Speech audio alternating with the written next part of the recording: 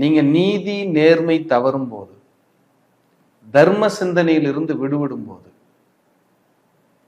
உங்களுக்கு சார்ந்தவர்களுக்கு நீங்கள் துரோகம் செய்யும் போது,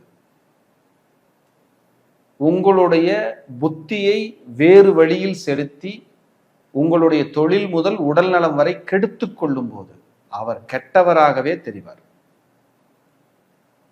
நல்லவரா எங்க தெரிவார்? என்ன கஷ்டம் வந்தாலும் நீங்க கும்பிடுற தெய்வத்தை பாதத்தை இறுக்கி பிடிச்சு தெய்வத்தினுடைய பாதையில நீங்க டிராவல் பண்ணும்போது அவர் மாதிரி நல்லவர் உலகத்திலேயே யாரும் இல்லை. ரொம்ப நல்லவரா மாறிடுவார். இது ஒரு தடவைக்கு 2 தடவை பார்த்தாதான் உங்களுக்கு புரியும்.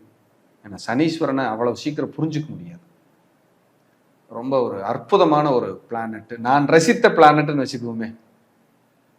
நவகிரகங்களை நம்ம எப்பவுமே பழிக்க கூடாதுங்க. நமக்கு கஷ்டம் கொடுத்தாலும் இறைவனை, நவகிரகங்களை, பெற்றோர்களை, நம்மளை சார்ந்தவர்களை கண்டிப்பா பழிக்க கூடாது.